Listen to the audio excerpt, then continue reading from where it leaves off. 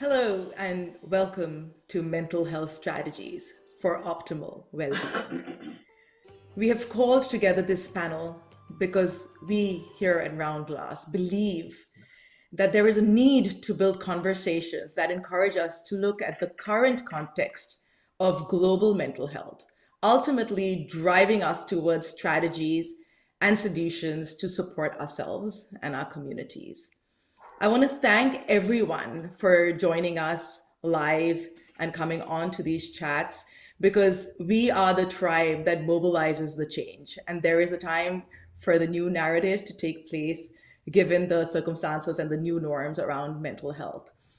Today, we'll be talking about mental health and the issues that have impacted our overall state of well being. The impact that anxiety, fear, stress, phobias, and many more has on our lives and has had on the lives of our loved ones. We hope to highlight some of the shifts we can make to enable positive mental health strategies. Roundglass is proud to bring this conversation to you.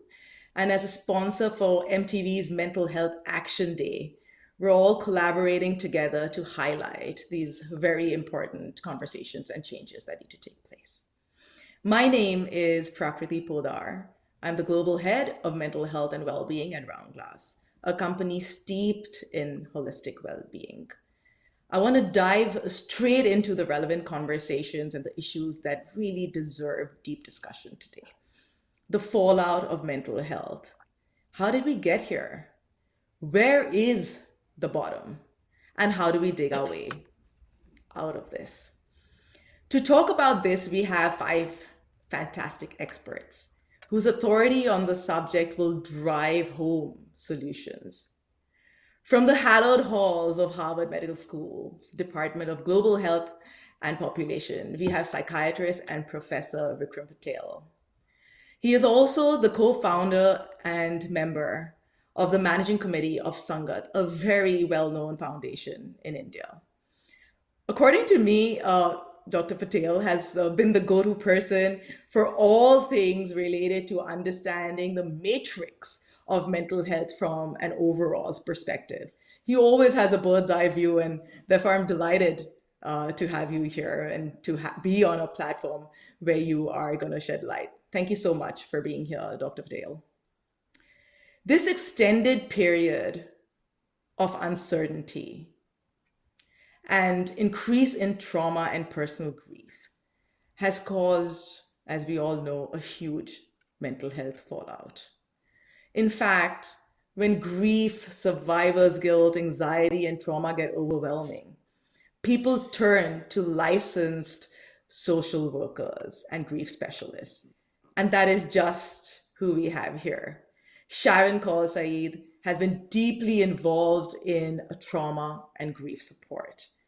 And especially over the last 15 months, Sharon has been in the epicenter of the suffering. Her personal experience will allow us to understand the impact this pandemic is having on people and how she's been working towards helping them recover. Sharon is on a mission to make the lives of others better. Welcome, Sharon, to this conversation, and I'm really looking forward to your insights. When things are out of control, turning in is really the only thing one can do, and that is utilizing our breath. And I'm delighted to introduce the founder of the Center for Mindful Living, a psychologist, an author, a speaker, who synthesizes the pearls of traditional psychotherapy with a progressive interaction of mindfulness to achieve mental and emotional healing. Dr. Elijah Goldstein, I'm so thankful that you've joined us because it is such an important conversation of how do we utilize our own body and mind to support ourselves, especially given the circumstances that we're in. Thank you so much for being here. Before we begin the journey of conversing with everybody, I'd like a brief statement really from all our panelists to define what they see as the fallout of mental health and currently what is really happening in the global landscape. So I'm going to start with you, Dr. Vikram Patel. What, according to you, is the current state of mental health across the world?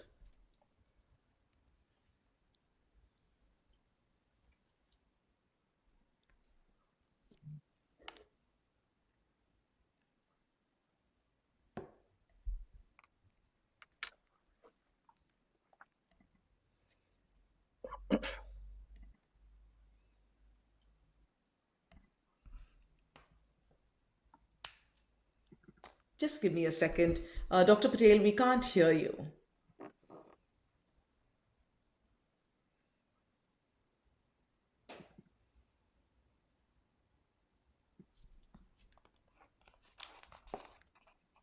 Sharon, let me move it to you.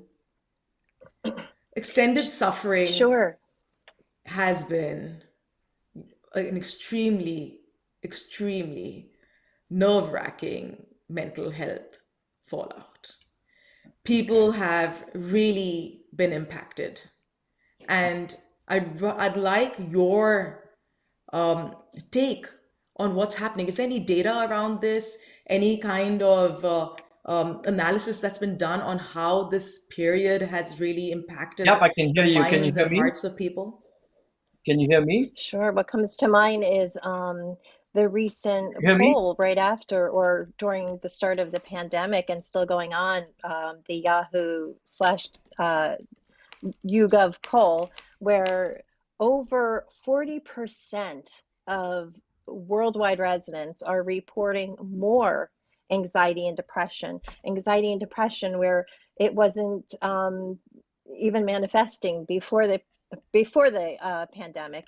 And going a little bit more further into that, looking into our marginalized community of our BIPOC, our LGBTQ plus community, you take that number of more than 40% and it's over more than 40%. So what we're experiencing here is a pandemic, but while being in a pandemic, we're experiencing a mental health crisis while still managing a pandemic, and that's really concerning.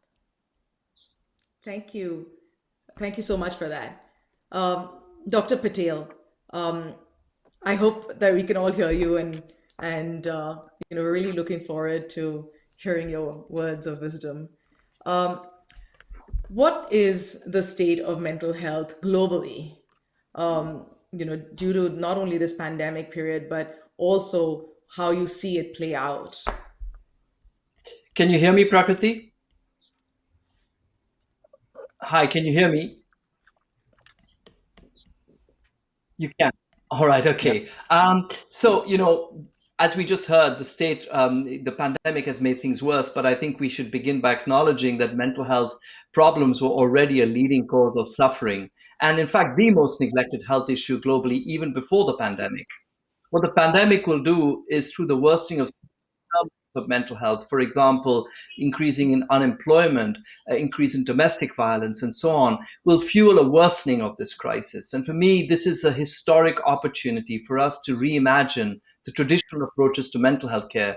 And I'm sure we'll talk more about that. But, at the essence, Prakriti, what we need to do is to scale up the Hello. science, which demonstrates the need to Just give move me a beyond. minute, please.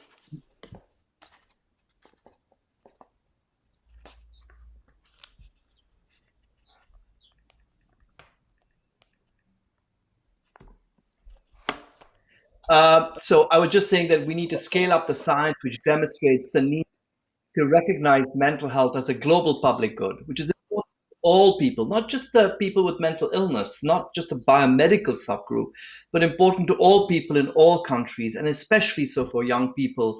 To realize this goal, what we need is to embrace the diversity of mental health experiences and actions, going well outside the biomedical envelope, which I think can transform and save lives. Thank you so much. It's really important as we start to look at this from a global point of view to understand how the implications feed each culture. And I think that's really important because in places where people are vulnerable to a lot of emotional, economical circumstances, it becomes really important to have a narrative that supports everybody. Moving to you, Dr. Goldstein, what does the fallout of mental health imply for you? And have you noticed in your practice while working with people and individuals and communities that there's been a support that the sanghas and the communities together have managed to offer? Just to answer the first part of your question, what does it imply to me? It implies an opportunity, and we realize that really nobody has escaped the suffering to some extent from this pandemic. Whether it's people who are feeling like this thing doesn't even exist, or whether it's who feel marginalized in that way, or other people who have lost people in their lives, or know people who have been sick and have lost jobs, and no one escapes this. And so what I've noticed over this last year and continues into right now is a longing for connection, and a longing to come together, and a longing to share. And why is that longing there? Because when fear arises, fear ignites an experience of disconnection that's there. And disconnection leads to chaos or rigidity within us, which oftentimes leads to disease or illness, and even among our immune system, and leads to cellular inflammation. And so it's a longing for connection, because connection's at the epicenter of well-being. And I have seen that happening more. There's been people, I have people in my community that are from all over the world right now, who are from Israel, who are coming together from the Palestinian-Israeli conflict right now, people in India who are struggling with a deep experience this pandemic right now, and people within the United States and all over. And people are coming together, and because connection's at the epicenter of well-being. Connections at the epicenter of resiliency. And this is providing an opportunity for that to happen. Thank you so much. It's extremely, important for people to come together. And I know that, I work a lot in India as well. And, people just don't have the capability of doing that. And the suffering has really extended itself because of that.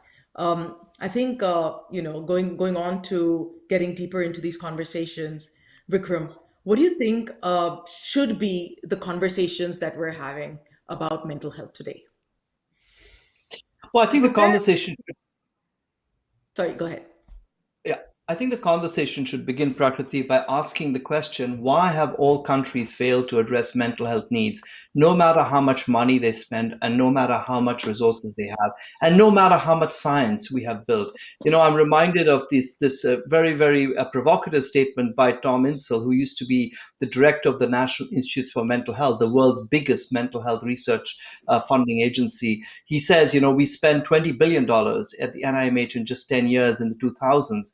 And during those very same years, the US, which has more mental health resources per capita than any other country in the world by a long shot, in the US, suicide deaths increased by 30%, the burden of mental illness increased by 40%, and more people now with mental illness in the US are in prison and homeless than ever were before. So I think that is the real question. Why is it that in spite of all of this money and all of these resources, have we utterly failed no matter where we are? And I think that, for me, is the key question if we're going to actually reimagine how mental health care needs to look like going forward. That's amazing. It is really for the people who are suffering, and we've seen that, there are so many more. And you're right. There hasn't been, I know that, I had a conversation with you before as well about, ensuring mental health and making sure that we had the capabilities of, supporting people. And that money, it doesn't get spent in the direction that it needs to. And I think conversations like this, especially having you drive those, because you are doing it from a policy point of view as well in various places, I think that's really, really, needed. It's a call of the hour. And we need to all get together to drive those conversations home and really focus on them. Going into a conversation now with you, Sharon, I know that you've seen a huge surge in this kind of emotional trauma that's been happening around the world, and especially with the people that reach out to you and talking about communities and talking about the fact that technology can aid this. you've also been using social media in a lot of ways to kind of spread the word of mental health and its support. And I would really like to understand a first-hand account of what really is happening with grief and survivor's guilt. Yeah, absolutely. Grief in the time of COVID. I am, in my day profession, I'm a bereavement counselor for Visiting Nurse Association, and my nights and weekends, my specialty is grief, trauma, and loss. And whether I'm running groups or one-on-ones, and they say, please help me navigate this. And I think also as mental health professionals to really understand that the vulnerability, and I say, I'm learning here with you too. We're treading on waters that we have never tread before. But grief in the time of COVID, yes, the death loss has been insurmountable. But what sometimes is not recognized as much or validated is the non-death loss. I remember March 17, 2020, I was at my desk job and I was told, by the CEO, everyone was told, pack up your stuff, you have to go home. One of the definitions of grief is the conflicting feelings that come with an end or change in a familiar pattern of behavior. That day, everything changed for me, for my coworkers, for the world at large. So there's those non-death losses, job loss, furloughs. I have in the year of 2020, I have two teens, but one of my teen boys, he was a senior of high school, and looking at those losses, he didn't have a prom. His girlfriend's dress is still hanging, in her room. Prom pictures never taken. I remember my prom, that was a big thing. Yearbooks given, but with no signatures in them. And some of these losses may seem like, well, death loss, non-death loss, but really validating those non-death losses that really sometimes don't get talked about as much. And I think that that's really important to talk about them, to validate them. Grievers aren't broken. They don't need to be fixed, but they do need to be seen, heard, and hopefully understood. That's a great point. I mean, that just goes to show don't measure people by the same yardstick. Like really utilize your own empathy to support them by getting into their shoes. It could be on a spectrum, and we're not here to judge.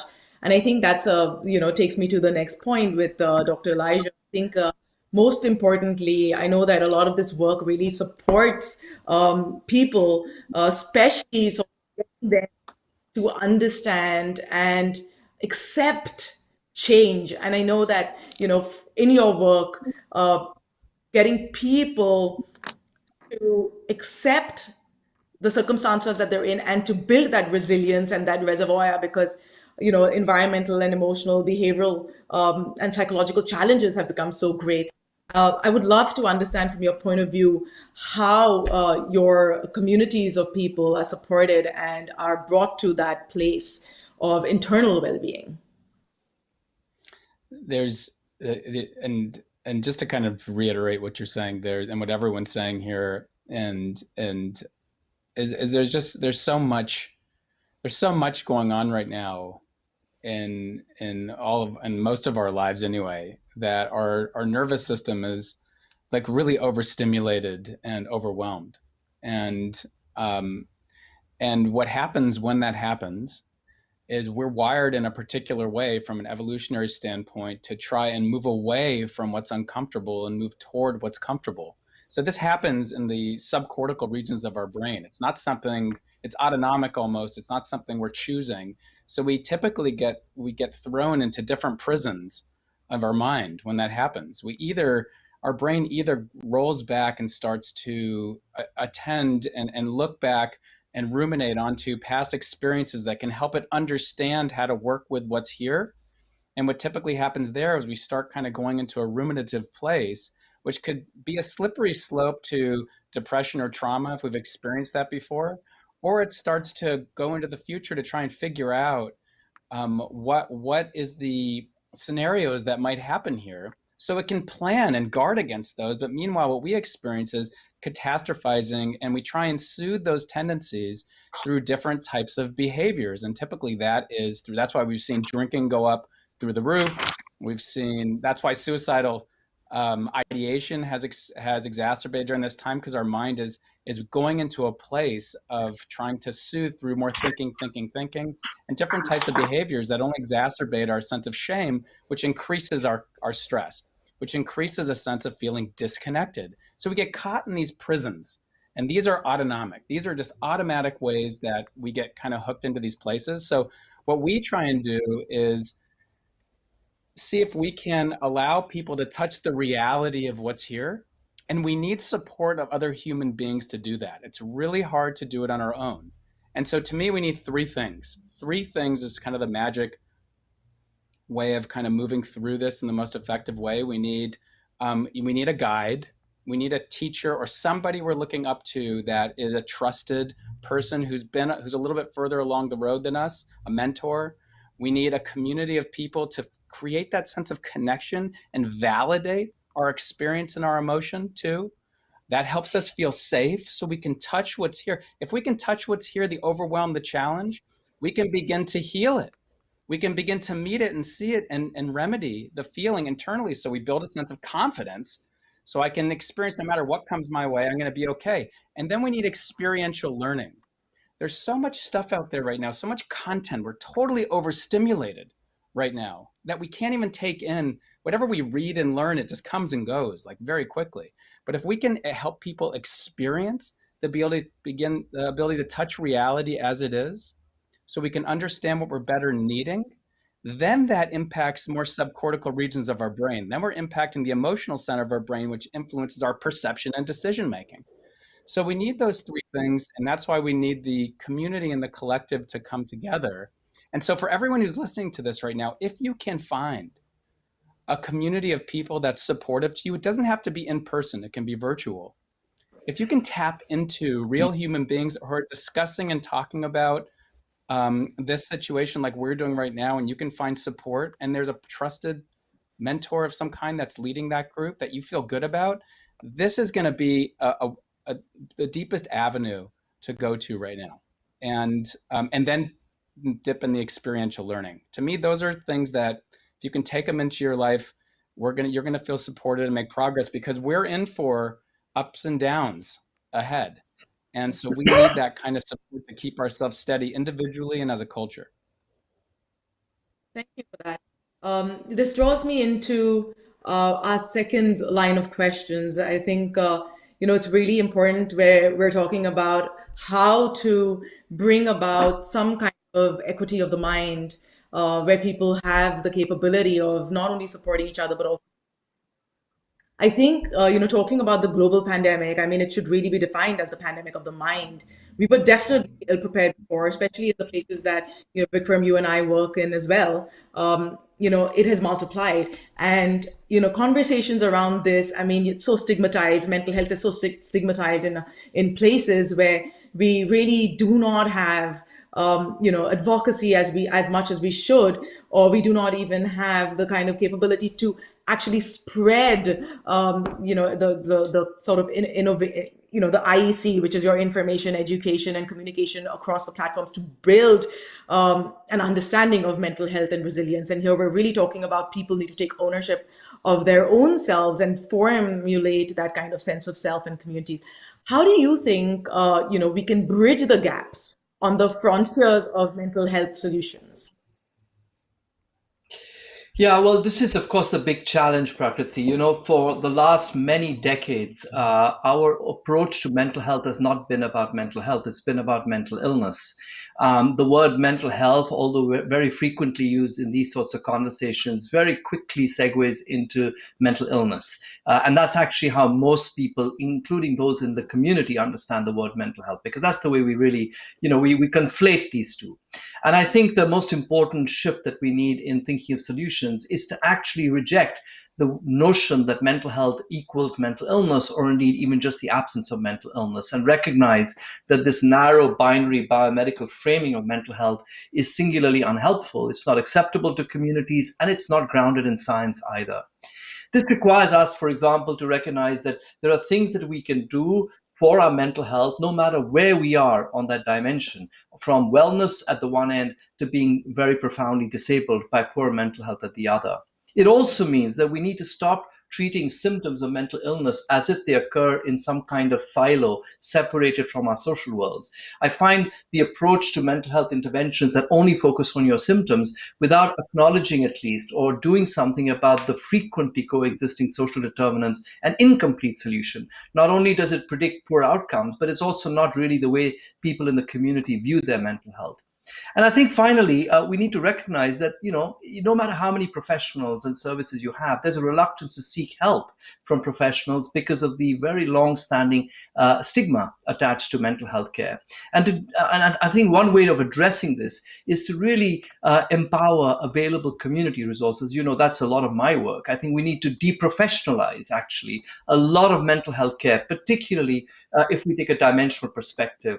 We need to demedicalize and deprofessionalize mental health care so that people are much more able to access resources, and that those resources are much more affordable and available in their own communities.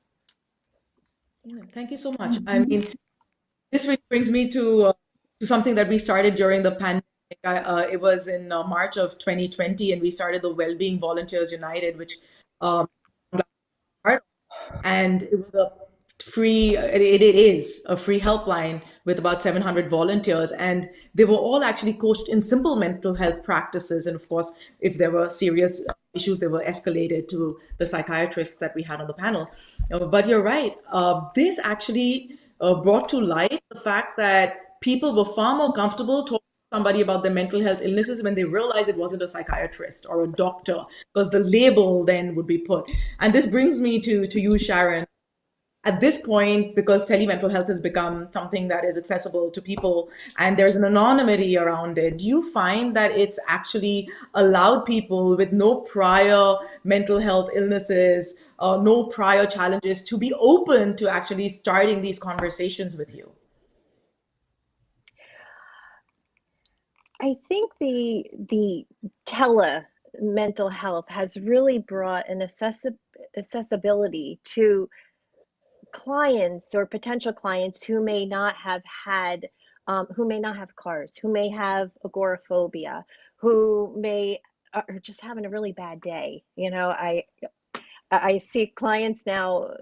I carry a very large caseload, and some of my clients are like, I really, can make it on camera today. I said, would you like me to give you a call? Oh, yes, okay. And having that support and starting that dialogue. And I'm really, really happy that you brought up the doctor about the financial cost of mental health. It's astronomical. And I was really happy to see a lot of the insurance companies here in America not only pick up the mental telehealth, but also waive a lot of the co-pays during this pandemic. So that was really brought a lot of these services to people who may not have been able to afford it, especially with the job loss and the furloughs and whatnot's going on.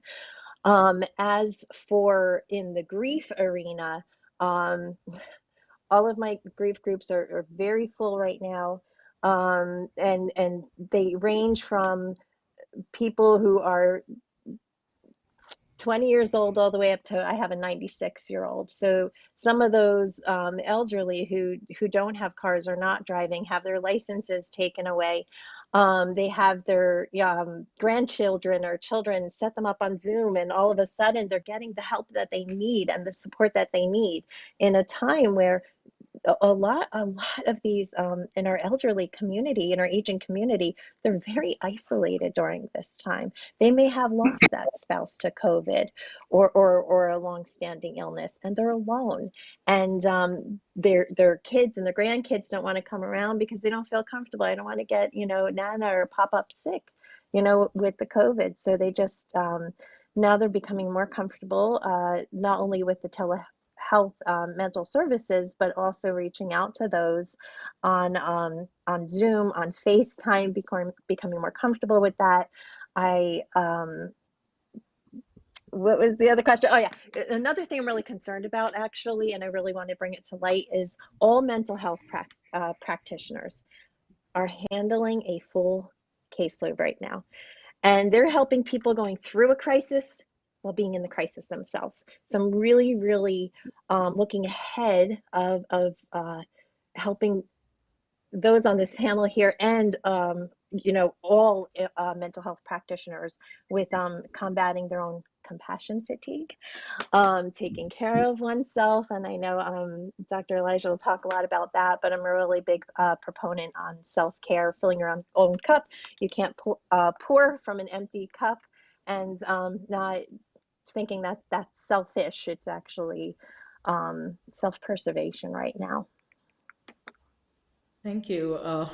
I 100% agree. You have to fill yourself every day and every morning, and focus on those moments of well-being sprinkled into your life. Otherwise, you are going to also fall prey, and there's nobody that strong who does it. And I think these practices really need to be an everyday practice. That's why they're called practices. They help support. Absolutely. And I ask my clients, do you have any other questions for me? They say, no, we're good. I said, no, you should ask me. Are you seeing a therapist? Oh, you see a therapist? I say every week.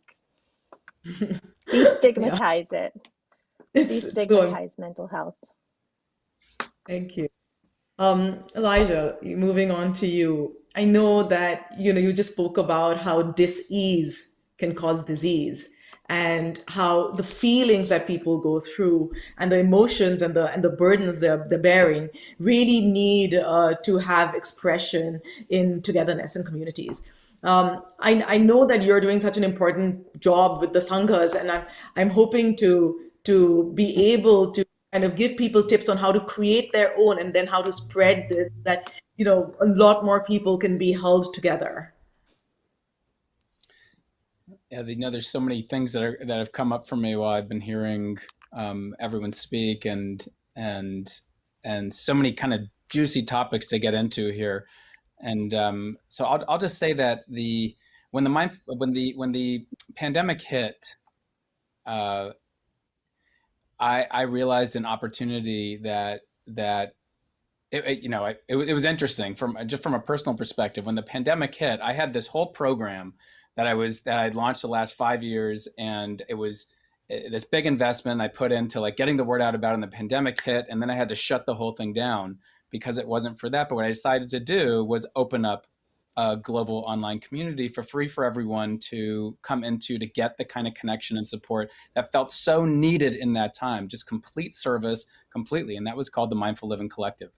And that kind of started, that's what you're talking about here, Prakriti, that started this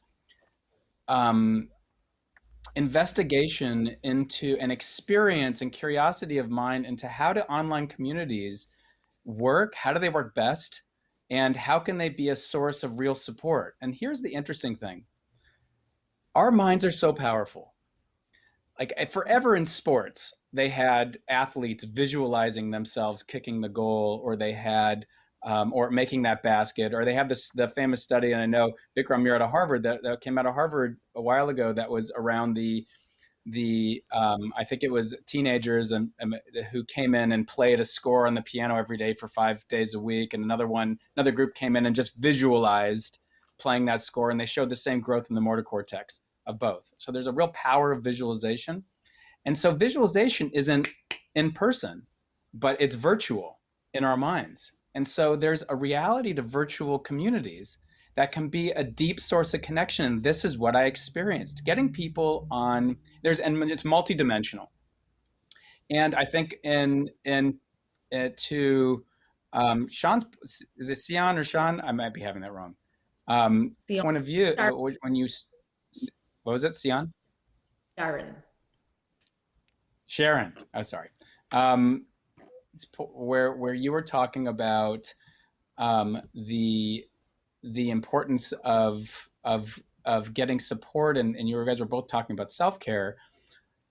And you were also mentioning agoraphobia and how telehealth can be helpful for that. What I've noticed is some people can be more vulnerable in an online space than an in-person space. And vulnerability is where the gold lies, because then again, as I was talking before, we have the opportunity to touch reality as it is. And if we can do that, we can learn to trust ourselves more. If we can learn to trust ourselves more, then we can be more confident in the face of adversity and be more resilient. So what I've noticed in this online space is both that space and also in the virtual, even Zoom space, is some people can really drop in and feel a sense of connection that has allowed them to be more resilient during this time. And again, What this allows us to do is touch a global community. I'm so interested in Vikram, when you were talking about we need to kind of, in some ways, decentralize mental health counseling. In some way, you didn't use those exact words, but I'm seeing that happening more and more with different organizations and different apps offering support to people at reduced cost and lower rates and even free. And so it's becoming more accessible. That doesn't mean different cultures and communities are taking everyone up on that. But for me to sit in a community with people in Israel, with people in India, with people in South America, with people in Central Europe, with people in the United States all at once, and be able for everyone, and I'm going to share this because it seems a little floofy a little bit, but I'm telling you the impact is huge, for everyone at the end of this call to not only have settled in and heard the different experiences of other people, to get a sense that I'm not alone. Oh, there is a sense of togetherness in there, which does give me a sense of strength. That's what we can create in these online spaces.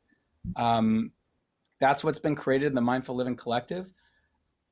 But at the end of these calls, what we do, and every Sunday we have a live meditation that we lead with a huge global community, is and again, this might seem, I just want everyone to entertain this idea for a minute. We actually turn towards our cameras and we give a hug towards our cameras. And as I'm guiding it through, I'm saying, sensing the global group here and imagining as if you're really imagining, sensing the embrace of everyone here.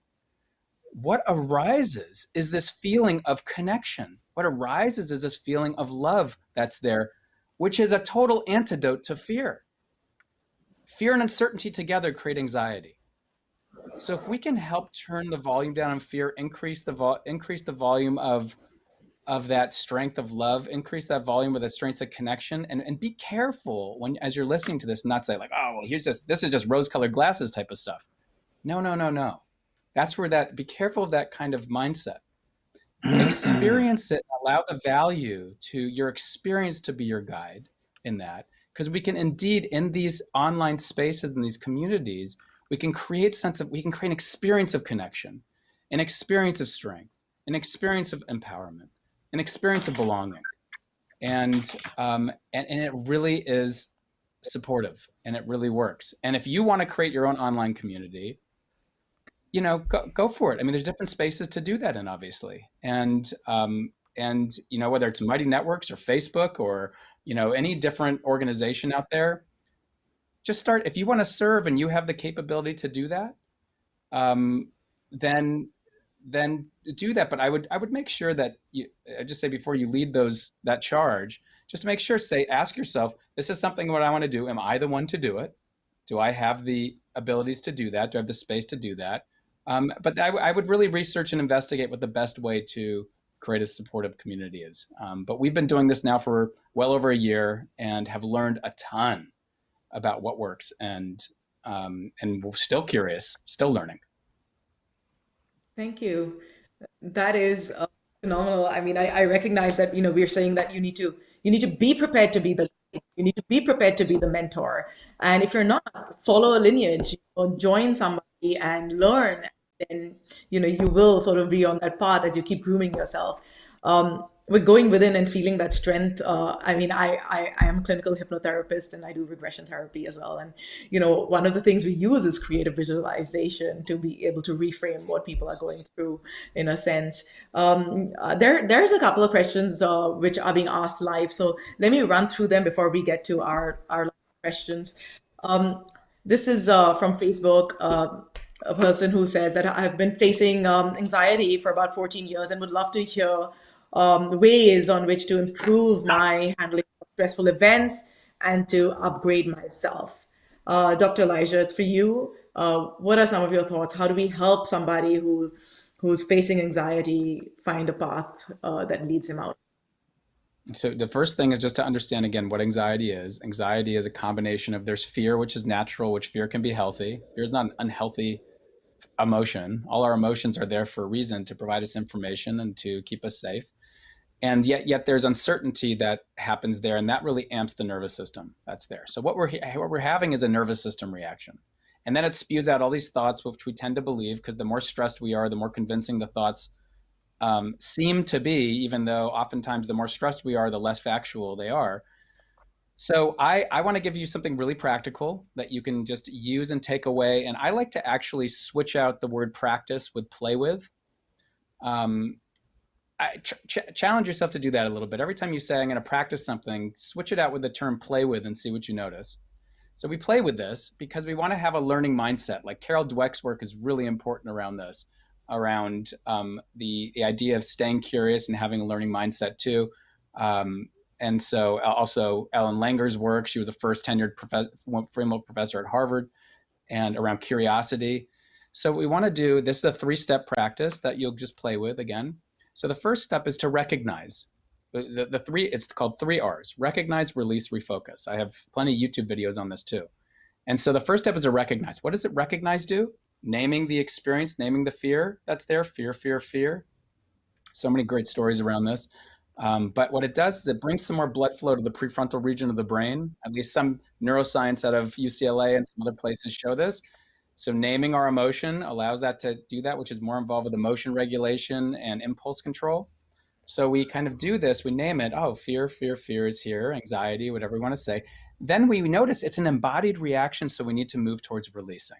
It's a wonderful thing to do. We're meeting it, we're knowing it. So we're saying, okay, what do I need right now? I'm going to move towards releasing a little bit. It's physically in my body. Maybe I'm going to take a couple deep breaths in through the nose, out through the mouth, just release. Or maybe I'm actually going to shake my body a little bit to just get the energy down. They do this in Qigong. This is a wonderful practice. Or maybe I'm going to stretch out the areas that I'm feeling tension. The intention is to connect with your body. It's an embodied reaction. So we recognize, we release. Maybe I dance. Maybe I listen to music. What's your way of releasing? Play with it, right? And then we refocus. And the refocus is on a question which we have different places to go. One, if you're released and it's good, you can refocus on what's most important to pay attention to right now. When we ask our brain a question, it searches for answers. Oh, I'd rather focus on this work that I'm doing, or being with my child, or attending to my garden, whatever's supportive to you. Or the question is, what do I need right now? What do I really need right now? The anxiety is still here a little bit. Maybe I need to reach out to a friend and connect. Maybe I need to go outside and take a walk or a jog, move my body. Maybe I need to try and really refocus on this work, because if I can be productive here, it's going to really support me. What other self-care type things come to mind? So playing with that, there's other things that we can do. We're not going to get into it here, where we can really do an inquiry around the actual like belief that's there. But that's a simple way of doing it. Again, 3 R's, keep it simple: recognize, release, refocus. We want to keep it simple because when our brain is activated, when our nervous system's activated, too much complexity makes us overwhelmed. We want to keep things very simple. So again, recognize, to step out of the autopilot and get a step into the space between stimulus and response. It's an embodied nervous system reaction. So we're finding ways to release. Make a little list and say, what are my ways of releasing? And play with them. And then refocus. What's most important to pay attention to, or what do I need right now? And if you can take that and see it as something to play with, like playing piano, get better and better over time, then, and see it like that, like a playful practice, then take that and just see what you notice. Allowing your experience to be your guide. Thank you, and thank you for your comments on Facebook and wherever you're listening to this. Please do put some more. We get to the end where you can have a Q&A and ask questions. Minakshi said, "Wow, that's an insight that mental health is different from mental illness, something that needs to be communicated." And I think this goes back to you, Dr. Vikram. For the third round of questions, we really want to talk about people with mental health illnesses and families of people with mental health illnesses have already been prepped and understand from a history or a historical point of view what they need to do to support themselves. But currently, when people with no prior illness are suddenly faced with mental health challenges, and you touched upon how you've trained social workers as well to be able to identify and help with these solutions. I'd really like to understand where we are with this treatment and care, and we know the gap between the care system or the care providers and the treatment gaps are huge. But I would really like to understand the social support networks that can be created for even the people that were not at high but are still vulnerable and need support. Yeah, well, thanks, Prakriti. So, for me, if you think of the issue, what is the challenge we have here? The challenge we have here is that we have a whole range of very effective interventions, both for the promotion of our well-being and mental health, for the prevention of mental health problems, and enabling those with the most common mental health problems like mood, anxiety, and trauma-related problems to recover within the absence of any medicines. That is to say, in the use of psychological techniques, a bit like, for example, mindfulness that we just heard about earlier, and the techniques we heard for managing anxiety. The challenge really is that for the vast majority of the world's people, these are not immediately accessible. We're neither taught these in school, we're not taught about them at any stage of our lives. And so when we're confronted with these emotional difficulties, we, we don't recognize them and we don't know what to do with them. So the very first thing I would really call for is inclusion of mental health literacy education in school, an appreciation and a recognition of the emotional worlds that we experience as an integral part of growing up. And then tied to that, also the recognition that those emotional worlds can be disrupted, that our emotions are there for a particular purpose. I love the way it was presented earlier, that these all have an evolutionary role. Fear, for example, is an adaptive human experience, but in fact, it can also be distressing when there is nothing to fear. To be able to understand the origins of these emotional experiences so that you normalize them when you experience them, but also recognize when you need to do something about that and what those things might be. About 15 years ago, the digital revolution that was happening on the west coast of the US, it woke up and said, well, we don't have enough supply of mental health providers for psychological interventions, so we'll replace the supply side barrier by creating apps that people can try and use to fix their own mental health. Prakriti, one of the most important lessons we have from 15 years of literally tens of thousands of apps that have been produced is that not a single one of them has really survived in the marketplace. And I think what this really tells us is that essentially, when people have difficulties with mental health, most individuals do not want to sit with their phones and try to figure out how to fix their minds. What they want is to speak to somebody. And this goes back to earlier remarks about the need for social connection. People need social connection with another human being, and obviously, in this instance, somebody who has the relevant skills and knowledge on how to help you recover. And I'll just end by saying, for me, some of the most exciting innovations that have come from the mental health field come from the least resource parts of the world. And there are really two types of innovations. The first is the use of very widely available human resources in the communities to deliver frontline psychosocial interventions. And secondly, the active engagement of the community, in particular, people with the lived experience in mental health care. And in doing so, what we really do is we change the narrative that we've heard so often from the one we hear that is we don't have enough resources, even though in countries like the US, where I'm currently based, we spend enormous amounts more on mental health than any other form of healthcare, but yet we don't have enough resources, to the narrative of how do we use the resources that every community has in ways which can transform lives.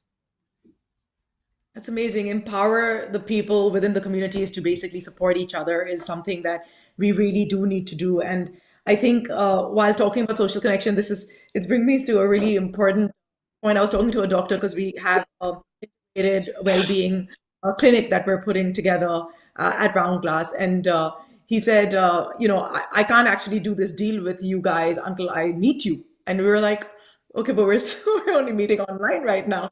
So even though we're just these floating heads and we're thinking we have these, a lot of people need that, face-to-face interaction. In fact, I mean, I'm in Canada right now and I don't know a soul here almost.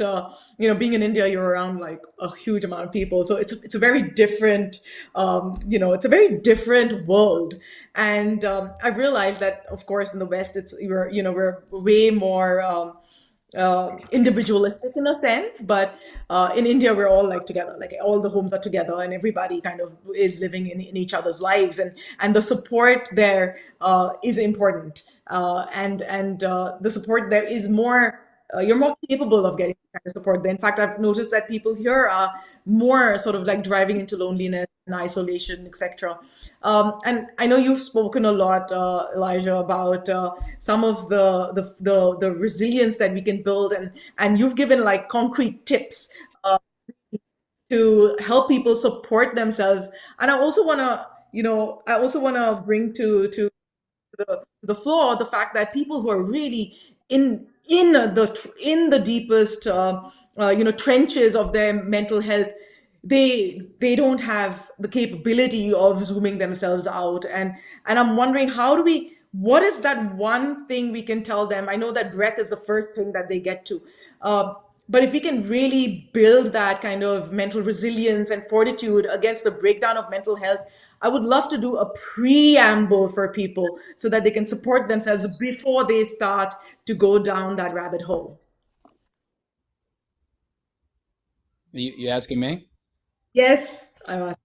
Elijah. Okay. So, it's again, the first thing we want to do is really name what's happening. We have to name what's happening. Sometimes I give a analogy of like a chessboard, and I say, like, if you can't see the chessboard, you're not going to know what move to make. And so you don't, you can wish all you want that you had the queen, but your queen's been taken. And if you don't see the reality of the chessboard, you're not going to be able to know what move to make. So the first thing we just want to do, if we're having a tough moment, is just name it. Hey, this is a tough moment. Yeah. That's just be real. And you know what? And it's good to give. And what I've found is it's really good to model this. I know for myself, when even before this COVID time, my wife came down with an autoimmune illness, and she was just basically disabled. And there was three young kids that I had to take care of, and now I had a wife that I needed to take care of at the same time, and I had a whole business and world that I was kind of doing at the same time, and I saw my nervous system go like that, just through the roof. And the first thing that I had to realize was, God, you know what? This is hard. This is really hard. And you know what? In life, there's hard moments. That's part of being human. This was certainly not what the brain does is it personalizes it. This is about me, and it goes into self-referencing, which is a slippery slope to anxiety and depression or being re-traumatized. And so to recognize that, like, I'm not alone in this. This is a human experience that I'm having right now.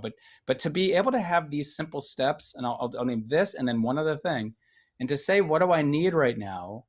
And what I realized I needed, which is a massive anti-stress I recommend to anybody here, was I really needed, more than meditation, more than any of this, to engage my body. I needed to move my body. I needed to exercise my body. That was the front line of anything. And that's what I made sure to do every day, was just take some time to take care of my body, because that was the best thing I can do to help mediate my stress during a time when stress was just all there was, basically. And Yeah. so Yeah. to be able to ask yourself those three questions, and to be able to have a community, again, I'll say this, that supports the encouragement, or let's say this, that supports these, and I love what Vikram said when he's talking about illness versus health, to support these kind of like health strategies that are just to bring it top of mind. When we're overwhelmed and stressed, what's healthy is gets buried, because we get into a very reactive mode. We need things to help bring top of mind, so it can help influence our perception and decision making in that moment. Other people in our life, whether it's a remote telehealth person or a counselor, or whether it's just a community of people that's free, and you feel like this is a healthy space that I'm just engaging with a few minutes a day to help bring this stuff top of mind, of caring for myself and not feeling alone in this, and reminding myself what matters, even if it's something small a day. Sometimes when we're feeling overwhelmed, our brain just tells ourselves all the things we can't do, all the things we can't do. That's the focus. And wherever our focus goes, energy flows. And so we think Yeah. about all the things we can't do. And the question to come up is, what can I do? Is there something I can do? I can do. That's why I love the idea of atomic habits. It's the idea that James Clear came up with, a small thing every day. Like, what can I do? And if all I can do is recognize I'm in a tough place right now. And you know what? Tough place is a part of life. And what do I need right now? Again, for me, it was moving my body. What can I do to take care of my body, bring strength into my body? And to find a community that's going to support you in that, anything to support you in that. All you're doing is strategically bringing it top of mind to give yourself a leg up, maybe an unfair advantage in some way, of remembering and having the energy to actually do that thing and bring it into your life. And little by little, it might feel like dead man walking, but little by little and brick by brick, you will build that structure and you will move through this, because all things come and go. All things. This pandemic will come and go. All things come and go, and including our own lives. And so, but we need to figure out how to move through it. And so these are just some ways to me, and I'll end with this. What matters to me is something practical. It has to be applicable to my life, or else I'm not going to, if it doesn't make sense to you, I'm not going to do it. That's why I'm trying to give tips, things that I think you can really put into practice, ways that I think are going to make a change and make a difference for you as you move through this tough time. Thank you. That's incredible. I mean, I love your tips because this is something really people can take home with them as well. Sharon, my last question is really for you. And, we know how invisible this illness is. And, people sometimes react, with shock and surprise when their family members, start to maybe suicidal ideation takes place, or they start having a mental health breakdown. I would love for us to understand what are some of the signs that we need to look out for, because they're really subtle. How do we keep our eyes open? Because we all have family members, and the youth. I mean, we know that the youth are really at risk, and especially now because the transition between their young life and their adult life has been, a lot of the times put on hold as they've been sort of migrating to the different stages, and even people in the workplace. I mean, what are the signs that we need to look out for? Absolutely. And I'm glad you brought up the youth. It's a real passion of mine having two teenagers. According to the American Academy of Pediatrics, um, emergency room visits for youth, our teens, our tweens, teens have doubled in this past year with mental health, anxiety, depression, and also substance use and abuse. And also talking about signs. And also, it's the second leading cause of death in our 10 to 34-year-olds, according to NAMI. So very concerning. Some of these signs: increased anxiety, increased depression, giving possessions away, feeling like a burden, talking about feeling like a burden, increased isolation. And something that also gets missed is actually, if someone's going through depression, anxiety, actually an increased happiness, so that, they're doing but they were doing so much better, and also, please, if you know of anyone, or you yourself, National Suicide Hotline, 1-800-273-255. And also, I want to leave with, because I love that, some tools, some practical tools that I can also give today is relaxing. Okay, really relaxing your tongue. Yes, relaxing your tongue and your jaw muscles. What does that do? Well, it puts our body into a parasympathetic state. It literally short circuits our fight, flight, or freeze response. It creates the perceived threat. If it's an actual threat, we don't want to do that, but if it's a perceived threat, to put our body instantaneously into a parasympathetic state. It's purely physiological. Our tongue is connected to the hypoglossal nerve, which is connected to the amygdala. The amygdala controls the fight, flight, or freeze. Relaxing your tongue, relaxing the jaw muscle. Second thing, exhalation breathing. In through the nose for 4, and out through the mouth for 8 or more.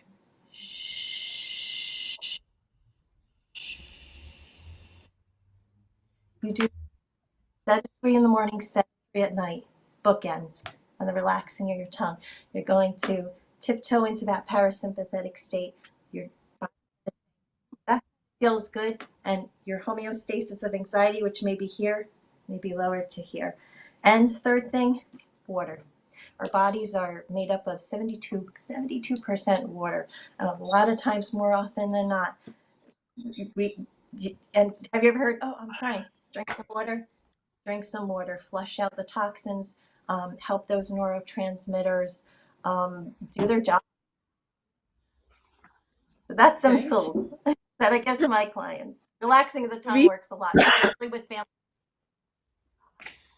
We have had this amazing time together, almost an hour done. We've got so much in terms of understanding the landscape, really changing the conversations, making sure that we can support each other, building communities around supporting each other, different kinds of service delivery models, and really understanding the future of care. These shifts can only be made if all of us play a part in it, all of us, not only on the but even people who are listening to us and driving these conversations to their communities, start to really look at how to support each other, how to make mental health a conversation on your dining tables, have these talks with your friends and family members, because this is invisible and clearly requires a lot of support and needs to be highlighted in every way. There are simple practices. In fact, Sharon, when you were doing that, I actually immediately relaxed and the water really helped. And all of you have given these, it almost seems easy go-to methods to calm yourself down when you're in a state of hypervigilance. I want to thank you all for being here. Thank you for taking the time to come on this panel. And we're going to continue to have conversations like these where we can shed light on what the next frontier looks like. This has been truly enlightening, and I'm in deep gratitude to all of you for being here. Thank you. Thank you.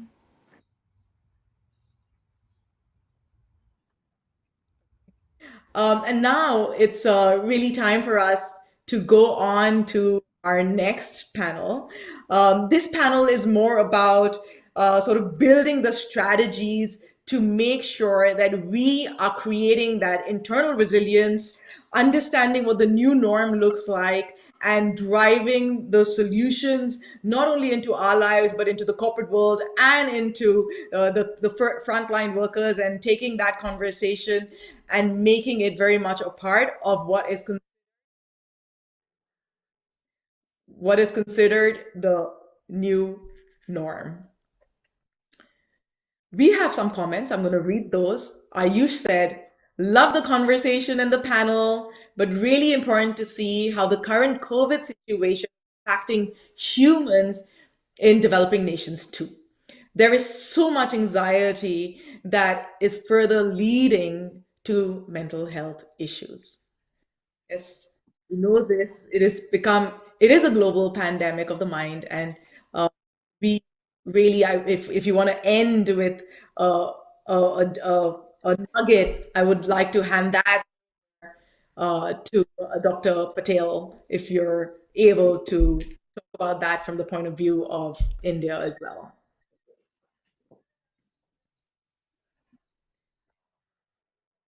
Okay. So let's move on to the next step.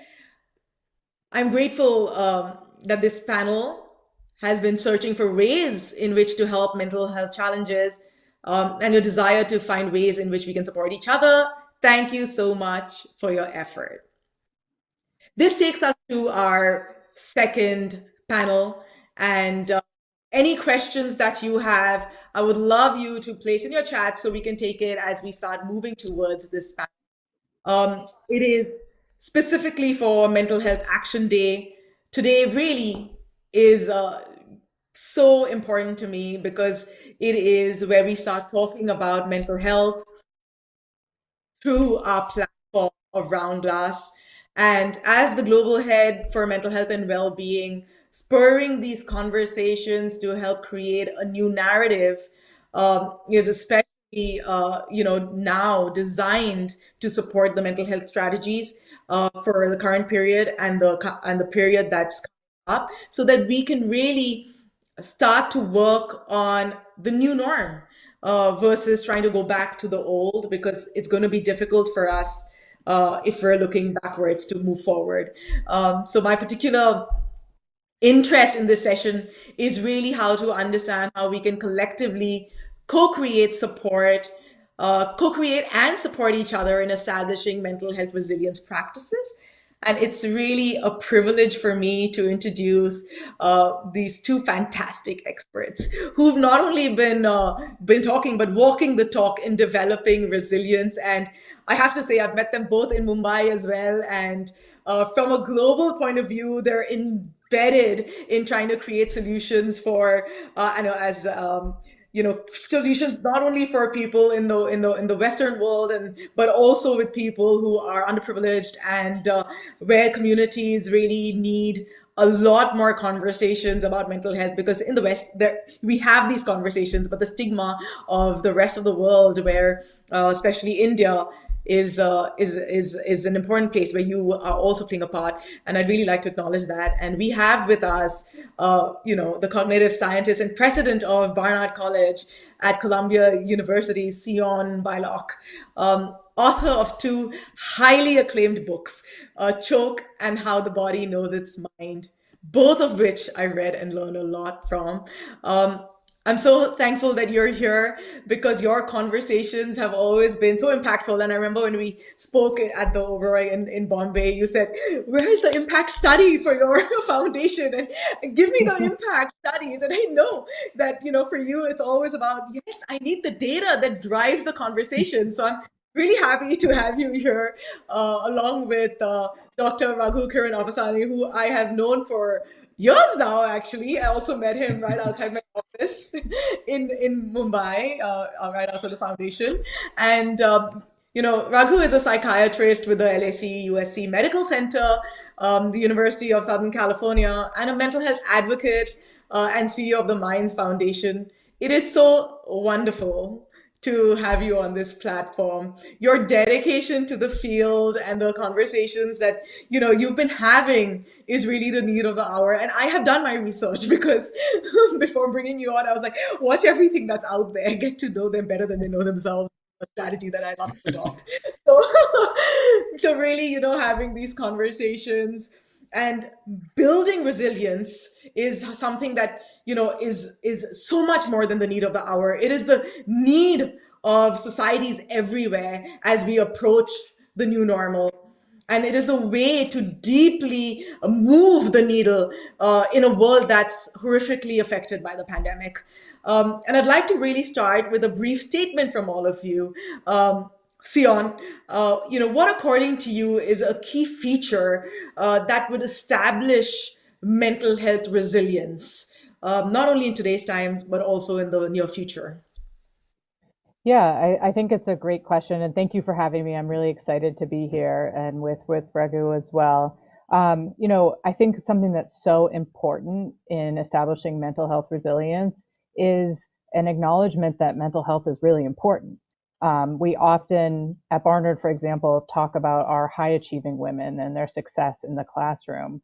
But we've also started a dialogue and a whole campaign about, if you don't feel well, you can't do well. And I think oftentimes we're so focused on what that next step is, what we're trying to achieve, that we forget to step back and realize that taking care of our own well-being, our physical well-being, our mental well-being, at Barnard we talk a lot about our financial well-being, is key to that resilience and moving on. And so I would say that it's not being successful and our mental health. I would say that that mental health is an important driver of being successful. Thank you. That's incredible, and incredibly true. Because I was talking to, we have Dr. Vago, who is with us in our company as well, and he was talking about, it's really, mental health has become a conversation, but people are not talking as much about how important physical health is to support mental health. And I know your book, Where the Body Knows Its Mind, really also focuses on that. So, thank you for bringing that up. Raghu, your lens has really been through the hospitals and private care. What, according to you, really is needed to establish a journey of mental health resilience?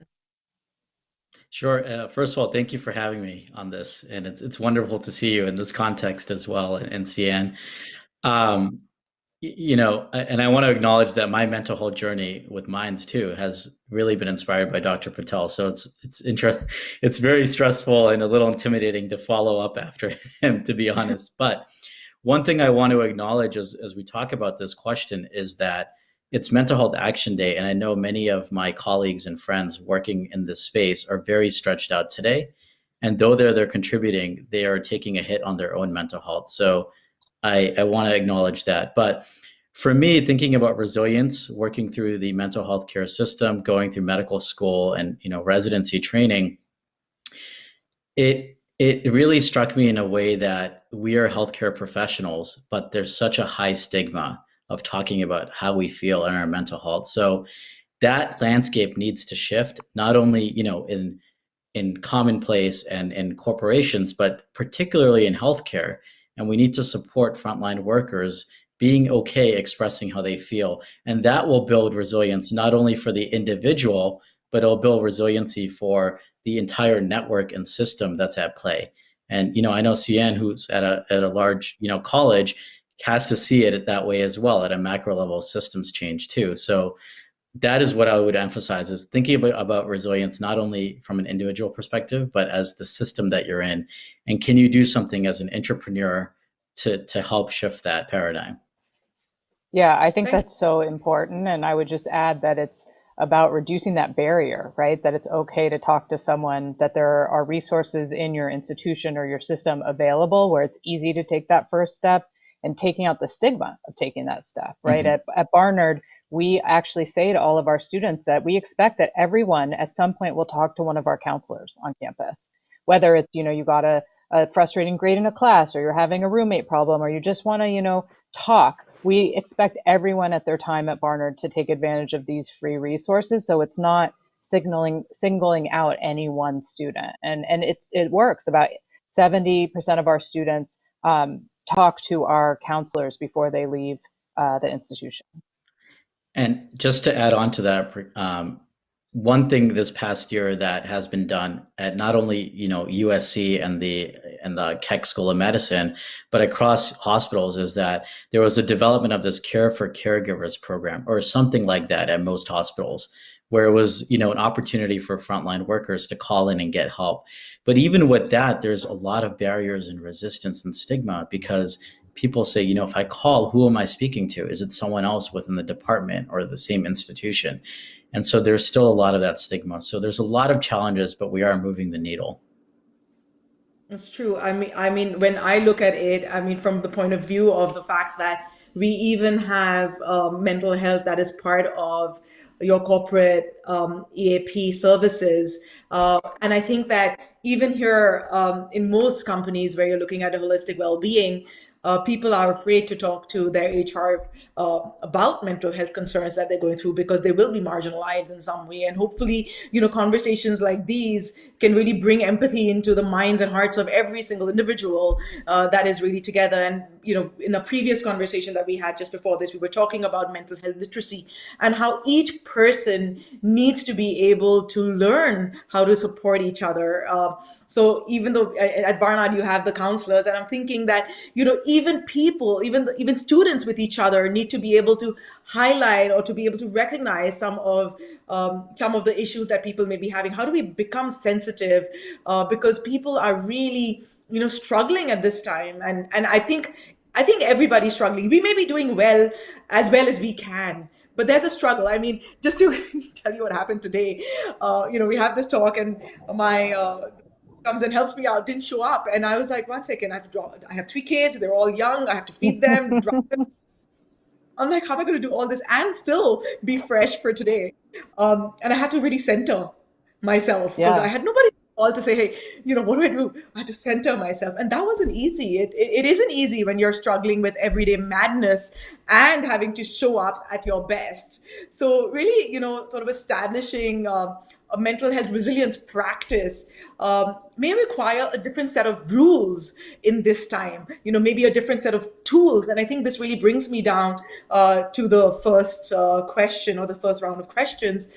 Sion, I would love your take on what you feel are the pillars that we need to support the new norm. First, maybe define the new norm, and then what are the pillars that we need to support this new norm? I know you said, physical health, financial health, emotional health, but really, taking that a little bit deeper and sharing your insights about that. Yeah, well, I mean, just to start, I love your example here of having to juggle a family and to show up to work. I think, it highlights something that we've seen in the pandemic, that women have dropped out of the workforce disproportionately, and that a new norm needs to take into account that if we want the best talent at the table, which involves both men and women, then we need to think about system-wide solutions to help women balance everything that they're dealing with. And so I would argue that one thing that companies, that institutions should be thinking about right off the bat is what they're doing in terms of the return to work policies. I've heard a lot of people say that, flexible working will be great for the working mom. She can be at home.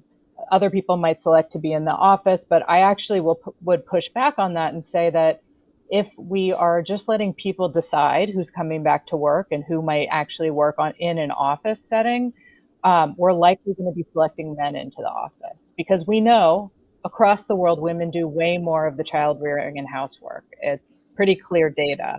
And so the question is, how do we as companies and institutions develop policies that make sure that women aren't missing out on the conversations in the hallway, the FaceTime with the boss? We're pushing towards greater diversity in the workplace, especially around gender, because there's data showing that diverse groups of people make better decisions. And so this is one, I think, important thing to think about for institutions, for companies. Are the policies that you're putting in place in this new normal to make sure that you are getting the best out of your employees, the best out of your talent, regardless of if they're man or woman, regardless of their race or how they identify. And I think it's going to require more work than either saying, okay, we're going right back to how it used to be before the pandemic, or we're going to let everyone make their own decisions. Thank you so much. I know that I was looking at it from the point of view of, women can work full time now and don't have to come in, but you really did sort of blow that out of my mind. And I was like, 1 second, there's truth to that as well. And I think that that was quite enlightening. And then, of course, I read all your articles after that. Raghu, moving on.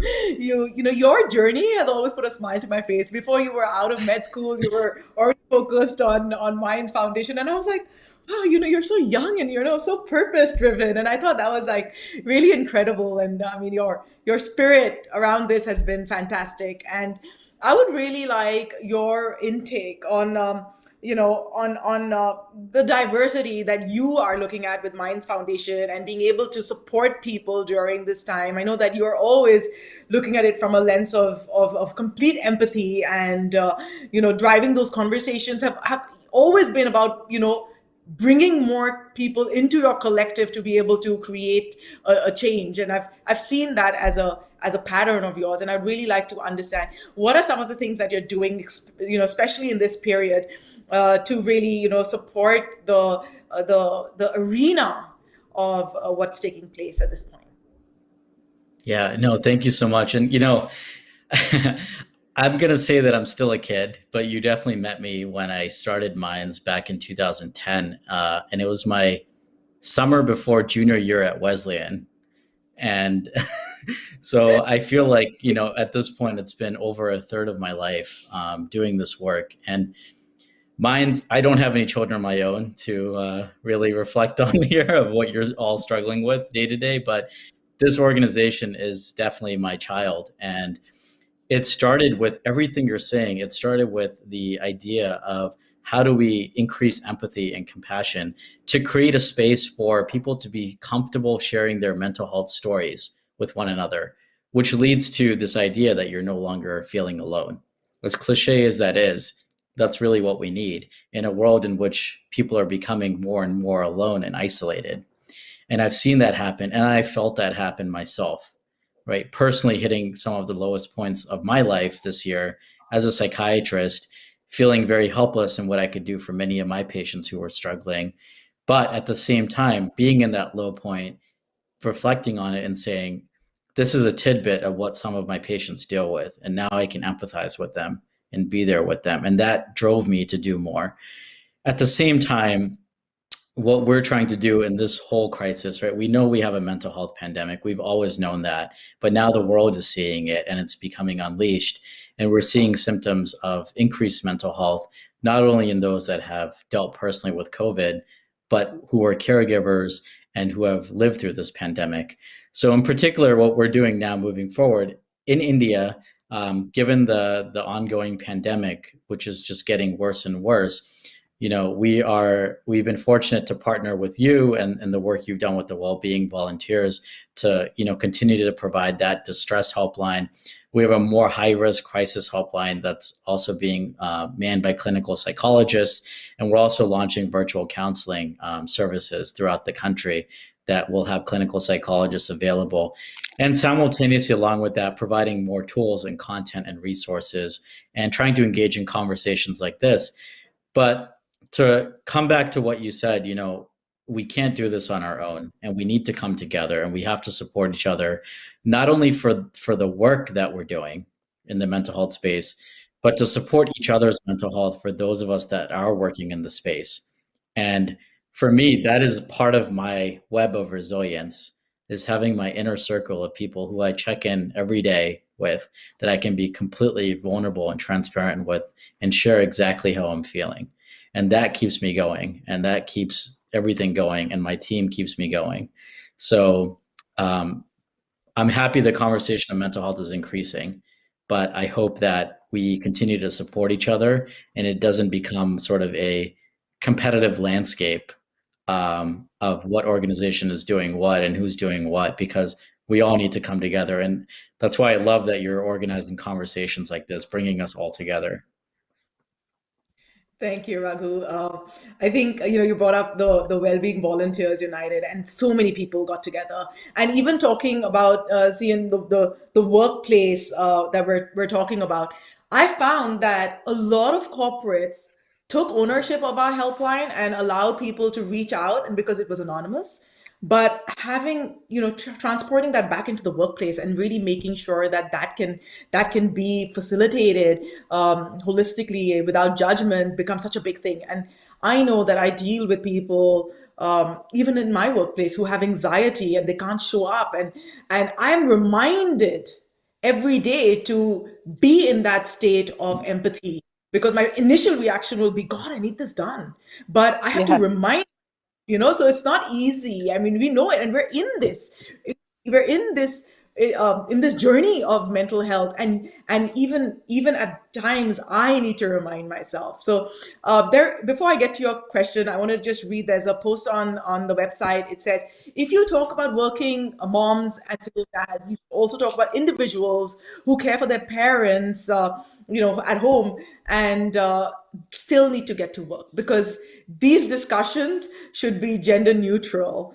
Of course, Yeah. it's everybody, so they really are. And you to No, respond to that. yeah, no, I think that's totally right. I mean, I think a lot of people our age are caring for young kids and also for parents, right? And so at my institution, we put in support for working parents as well as people who are caring for extended relatives during the pandemic.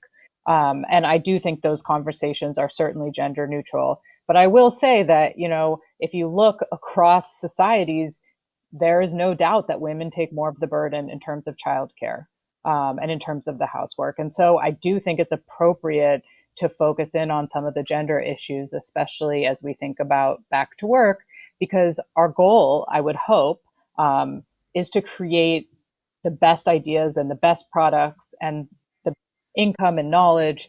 And we know it's very clear that having people who are different around the table from different lived experiences, have different ways of thinking, lead to better outcomes. Yeah, 100%. Yeah, I just want to add to that really quick. And, I grew up in a household where both my parents did work, but my father actually was the work from home person for most of my middle school. He's the guy who took me to soccer games. And so I saw sort of the opposite in that. But my mother still, even despite all that, I saw her still taking on more of a caregiving role.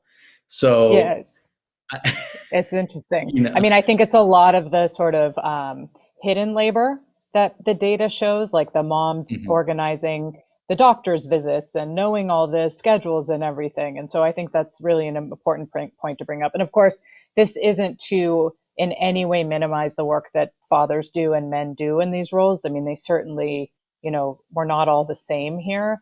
But it's important to think about what it means to have these extra responsibilities outside the house or outside Yeah. your own immediate family and inside. And the importance of this concept of parenting our parents, which is something that I speak to a lot of my, colleagues and coworkers about at this age. Yeah, and I think it's right. The person who wrote in the comment is exactly right. It has to be more part of our vocabulary and our conversations when we talk about childcare, also talking about elder care in that way. And I think over the last year and a half, so many of us have seen this, especially for those of us who live farther away from our parents, right? It's become, even that is also an issue in some of this.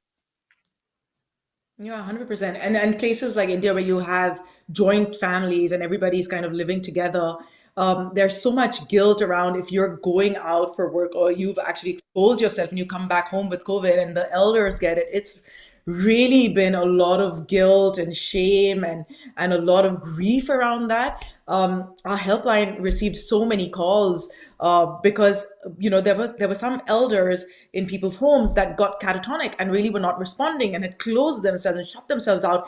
And these folks who really had to show up at work were unable to handle the kind of deep stress that takes place. So I mean, I've seen so many stories come to life. I mean, because of the helpline and just having an insight into what's clearly happening. But the other thing that I really I do want to highlight is that at my workplace, I'm in India. I had somebody call me up and say, I can't.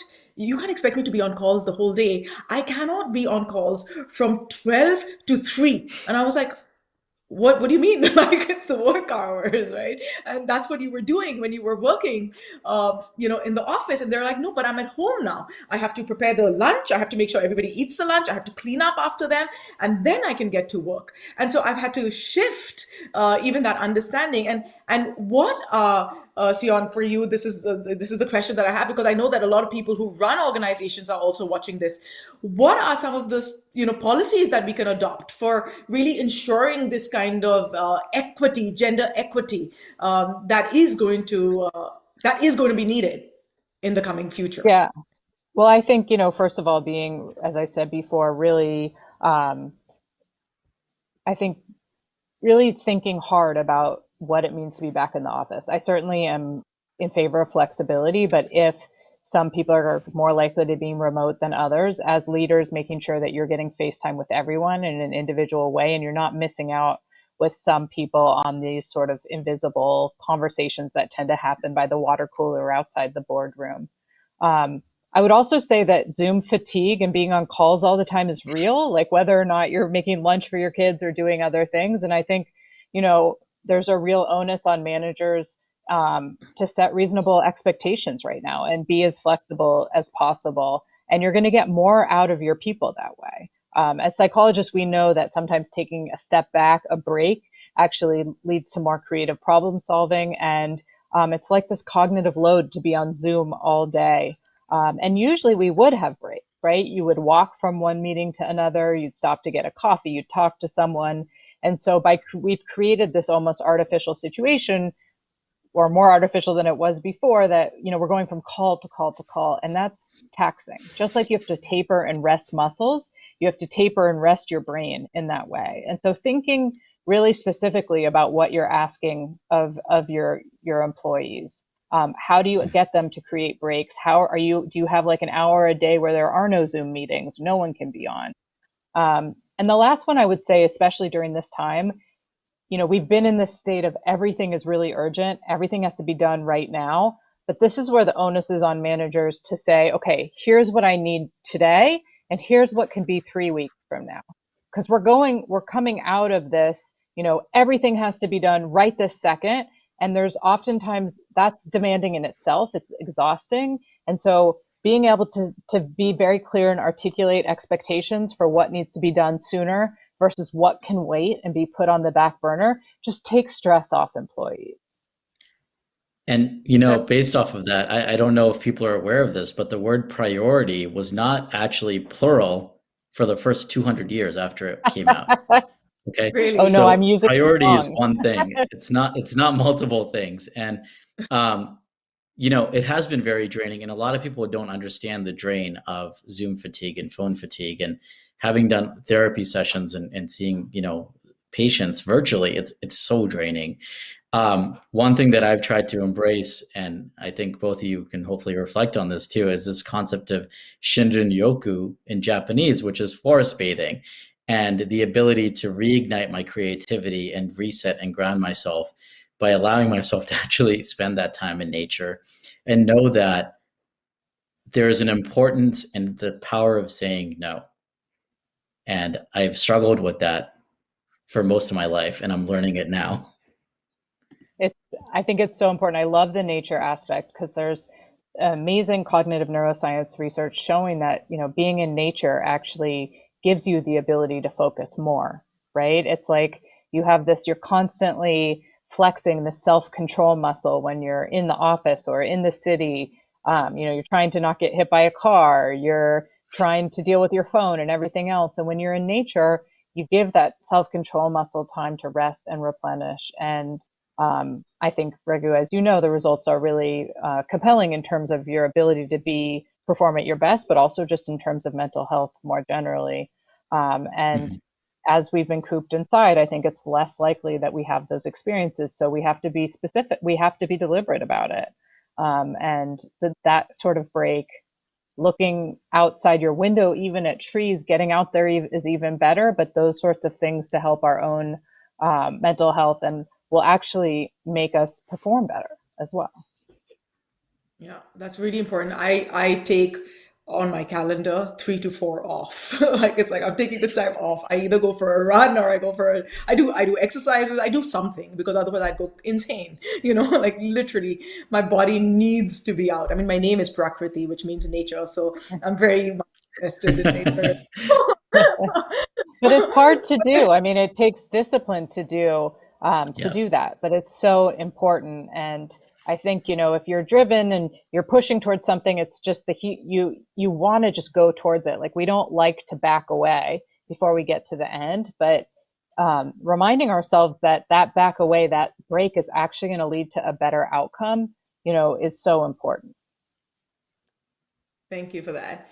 And Raghu, I mean, we're really talking about how to build a better tomorrow, starting with today. And the whole idea really is, and you've spoken to this many times, compassion and empathy being crucial as people navigate their own mental health, emotional health, and physical challenges. If you could give us an idea of, people on the spectrum. So what I mean is like, some people are more resilient than others. And if you grade them like resilience on a scale of resilience, how do we identify where a person falls and what kind of support that person on that level needs? I know it's a very broad sort of question, but the idea really is, what is the spectrum? Where are people? And how do we help people at every level sort of groom themselves to build their own resilience practices? It's a very broad question and topic, but what I want to start with based on that question, I think, is the understanding that mental health is also a spectrum. And we're at different parts on the spectrum of mental health at different time points in our life. And as the conversation around mental health increases, to understand that it's a spectrum and to not forget about those on one side or the other side. And, we focus on depression or stress, but forget about schizophrenia and bipolar. So not to create that gap. And alongside the mental health spectrum is this spectrum of resilience and providing tools for resilience. And, I think what you might be alluding to also is that some people are able to, in society's perspective, withstand a higher level of distress or stress, right? Or obstacles. Yeah. And that might be based off of their prior experiences, their, prior traumas, their prior therapy, whatever it is. And one thing that we can do to really increase the level of resilience, I think, is to start investing in education from a very, very early age. And right now in mental health, we have a reactive approach to treatment, but we need to shift that paradigm and start taking a proactive approach.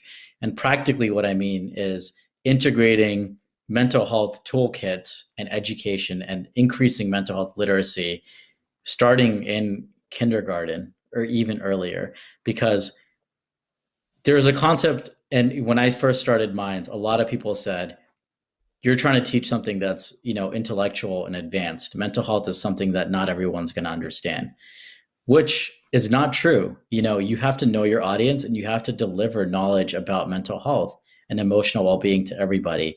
So if we can start to invest in providing mental health education along with the delivery of teaching the toolkits and the tools and the resilience tools starting in kindergarten or even earlier, that's really what we need to do. And having it throughout one's schooling, because then when someone faces an obstacle or a stressor, they have this toolkit in their pocket. When they have a peer or a friend or a coworker that seems to be struggling, they'll know how to approach them and support them in the workplace or social setting. And that's really what we need to do. And for me, the one thing I tell people is when it comes to resilience is you're doing all these things, but at the end of the day, what is the most important asset? That these things will all fall apart if you don't take care of the asset. And that's typically that one individual. And if you don't take care of yourself, you're not going to be able to do any of those other things. I don't know if that's answering your question or not, but invest in education. Education, but how do you, I think most importantly, and I think Sion, maybe this could be something that you could also talk to, is that women often forget themselves when it comes to taking care of themselves. Like we would rather take care of everybody else around us, and men too. I've noticed that in this time, I mean, this is gender free, but people have really forgotten how to take care of. They're more taking care of other people that they feel are in dire straits. And I think that is somewhat necessary to tune to fill your cup, as Sharon said on the previous one, fill your cup first, and then kind of you're able to contribute to other people. And I think that's really important. And as children, I know that even in my foundation, we teach from grade 2 onwards. We teach mental health strategies. It's not talking to anybody with no persons with mental health illnesses, but actually more preventive. It's difficult, and in societies like India, we're taught how to just look after other people. We're hardly ever taught to look after ourselves, and I think there's real beauty in this, and there's divinity in taking care of yourself. And I'd really like to get to what is that makes us take care of ourselves. What is that mindset shift that we need to have to understand the importance of taking care of ourselves? Yeah, I mean, I think it's a great question. And I love this idea of starting early to focus on how to take care of ourselves. I mean, I think the mindset shift is this, like we want to take care of others, we want to perform well, and accepting or acknowledging that you won't be able to do that unless you take care of yourself, right? And for us at Barnard, which is one of the most selective colleges in the country, our students drive very hard. They want to succeed. And I think when we finally started getting in terms of mental health was, our campaign around feeling well and doing well. The idea being it's not just about feeling good, it's about you do well when you feel good. And the idea being that academic excellence and excellence in the classroom is not possible unless you're thinking about well-being outside the classroom. And it's right, women tend to think of themselves last in these situations. And it's not just about nutrition, it's about physical health, it's about mental health, and something that we're really introducing at Barnard is financial well-being, because oftentimes women aren't talking about finances. We know that women tend to be less in control of finances, less confident in thinking about finances, but financial well-being is related to mental health. It's related to what you think about in terms of what you'll have for retirement. It's related to women leaving abusive partners. It's related to everything in terms of success. And so the idea is that we have to talk about all these together in one holistic loop. True. And I think, Sion, if I can, at some point, maybe after this, if you can also shed light, and we'll bring that onto our platforms as well, because financial well-being is such a big part. And honestly, I don't see too many people doing this work. So I would really like to talk to you offline about that strategy. We're really excited about it. I mean, I think sometimes people talk about financial well-being, like Raghu said, I think actually it needs to start much earlier than in college. Mm-hmm. Like I think we should be talking about this. I would argue even when you're starting with the pre-K kids, we could put this in too. But because it's such an important part of of one's ability to be happy and to live and thrive. And it's a situation where for many people, you have to think long term and understand the decisions you're making now will affect you in 30 years. And that's hard for people to do. Yeah, it is very important. I see the detriment on poor financial literacy in my generation, especially as it becomes more costly to live in cities in particular. Yeah. And I think I want to actually talk a little bit about, the questions that we're getting as well. But just to highlight, give you a little bit of background, we had received a call which we had to escalate through the well-being volunteers, and it was about this young person called in and said, "I don't know what to do. My father's locked himself in the room. He won't come out, and he doesn't believe in health issues, so doesn't believe that there's such a thing as mental health, and that any counselor or psychiatrist can help him. And and what do we do? Well, and the interventions of these kind of things are very difficult when you're, well, not only during COVID but in general. Unless the person wants to play a part, it's really difficult to help them. So the question here is, are there any effective strategies for engaging seeking mental health professionals for loved ones who don't have trust in the field or who've lost their trust? Raghu.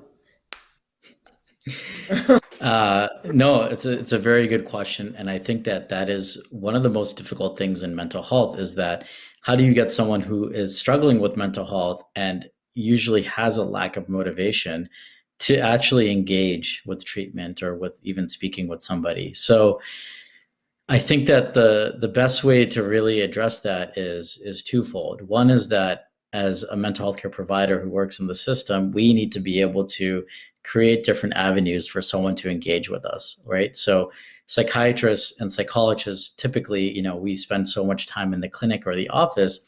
We need to start engaging more in discussions like this that are open to larger audiences, that make it more welcoming, that make it more open so people understand what mental health is. So again, it comes back to education. The second piece of that is if the person is not necessarily willing to speak to a specialist or a professional, to maybe just take them to other things that can help with their own wellness and well-being, right? So this idea of even just going out in nature, spending time with them, being very intentional and present with them, just listening to them to see and having them open up over time slowly.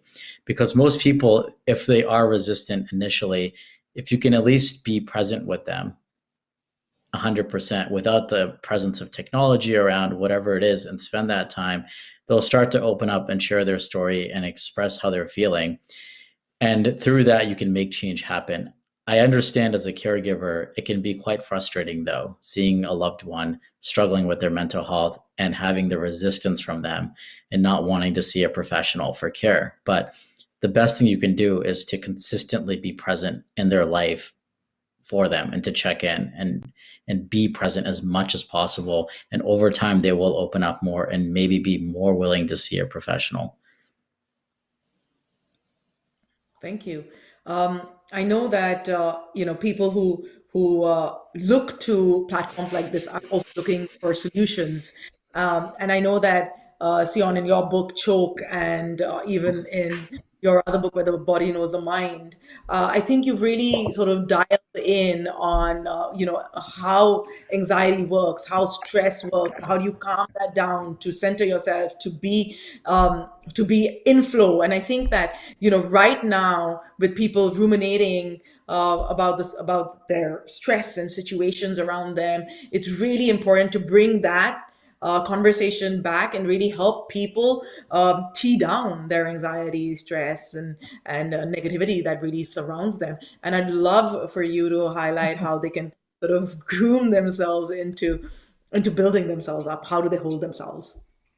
Yeah, so I think my book Choke is a great resource because I give lots of tips. I also have a TED Talk where I talk about this as well, but I'll give some of the tips now that are really research-driven strategies to get control of one's anxiety in the moment.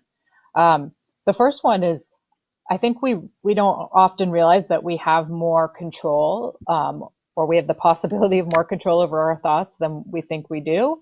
So for example, when our heart is beating and our palms are sweaty, we often just naturally interpret that a sign that we're going to fail at something or we're really nervous.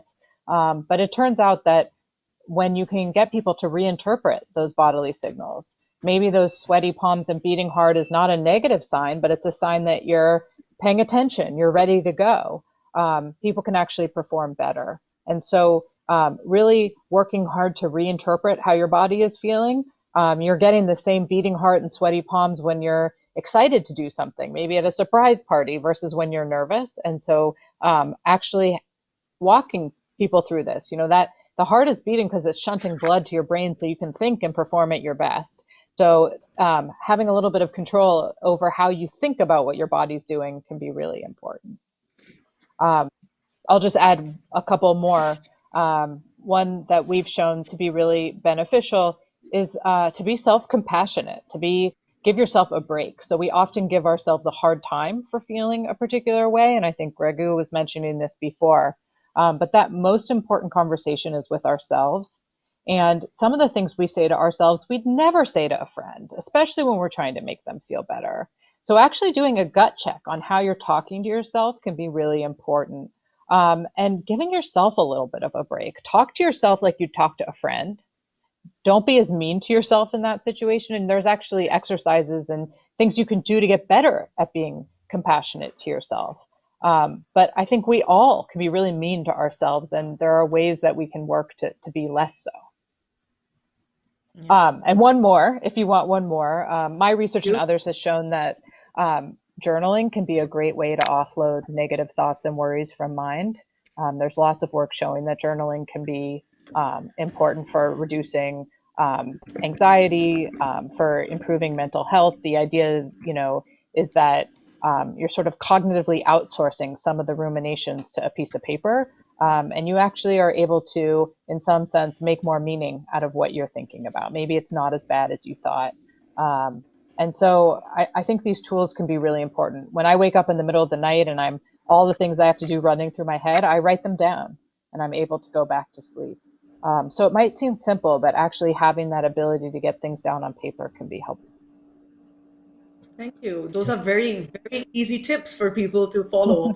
I don't think that it requires any kind of massive change in their daily life. They just need to talk well to themselves, like treat themselves as they are their best friend. What we'd said before, which is self-care. And I think, Raghu, I want to talk to you about this, that, we know in the society that we live in, across the US and India, that, we're really truly ill-equipped because we lack the understanding of what mental health issues truly are. I think the invisibility of what's really happening has increased the loneliness and the alienation that people feel when they go through something in their lives, because they have no one else to talk to. And you've been talking about this literacy program and building support, and I know, Sion, you've been doing that as well with the Barnard. And I know that it's really time to and you said this, bring people together to be able to take this further and make it a larger paradigm that can engulf all people that need this support, and sort of building communities of mental health advocates, in a sense, would really sort of ensure that this knowledge gets driven to the lowest common denominator as well. And I'd really, well, by the way, I love that phenomenon where you said outsource your rumination to a book or write it down. I mean, that's brilliant. I mean, that quote should be like the biggest quote there, right? Outsource your rumination. Right? I mean, how do we, that is such an easy thing if we could do that, Raghu, and how do we expand these kind of practices and make sure people utilize this as how they do in our meditation app and how they do with different things. Outsource this to various things that are easy for you to adopt. And how do we build that commonality with everybody else? Like you said, not competition, it's collaboration, and let's move forward. Mm-hmm. Yeah, no, I love that as well. And I do a lot of journaling for my rumination. So, maybe it's every government mailing a journal annually to every single person, right? And that might be the most cost effective way to approach mental health. But mental health literacy is so important. And again, coming back to what I said before, when we first started our work, working in villages in India, people said this is wild, right? Like, what are you doing? People are not going to understand mental health. But the approach that we took as an NGO was not to develop a program and then go and implement it, but it was to actually work with these communities, with the stakeholders, with participants, bringing them together, literally meeting with them and discussing, what are some of the obstacles in your community? What are you dealing with? Is there substance use? Is there depression or schizophrenia or psychosis? Like, what is happening? And within every community, to understand that they have their own unique challenges, and you cannot necessarily overlay one overarching program across the board.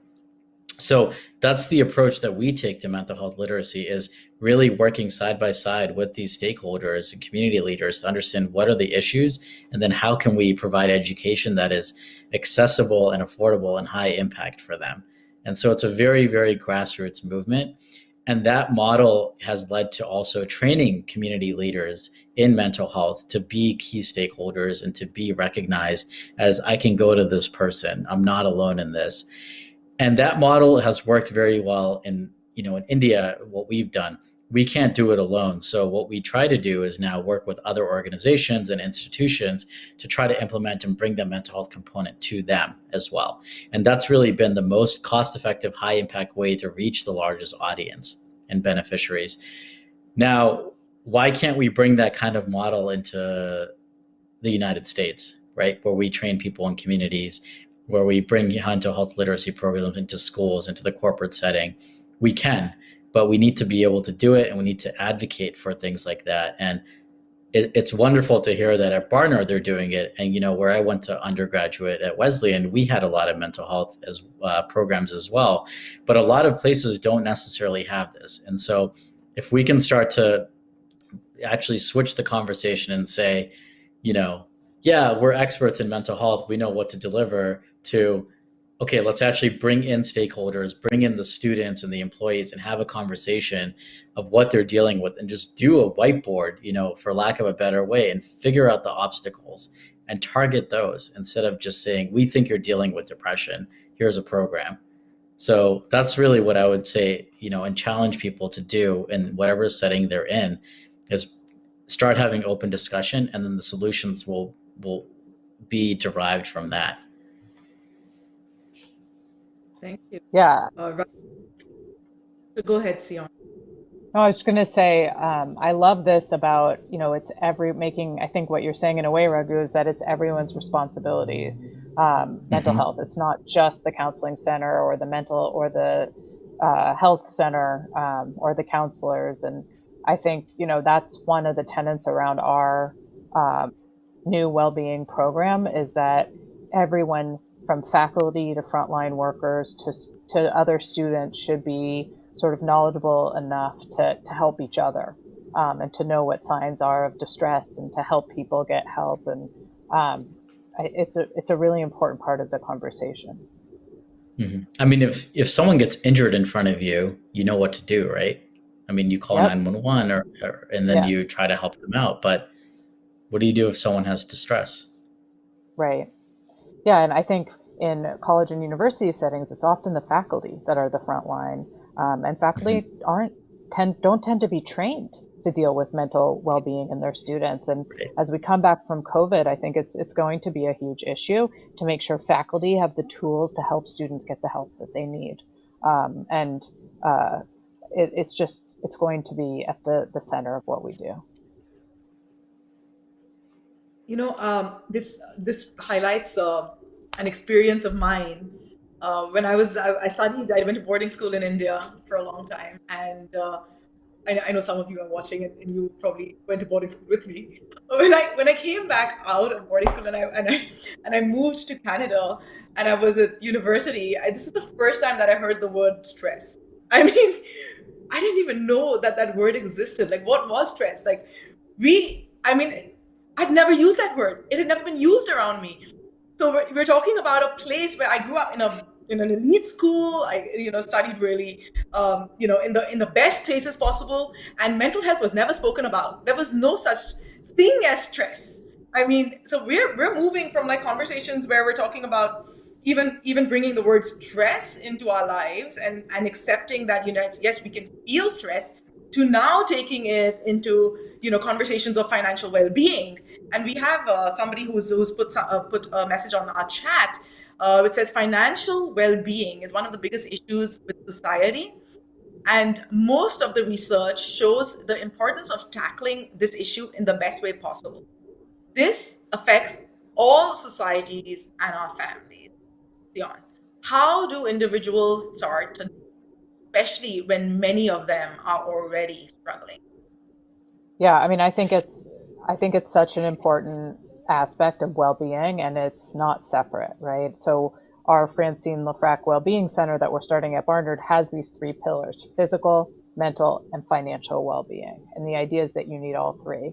I would say the first step is actually talking about finances. In many families, whether you come from means or you're struggling, finances are just not talked about.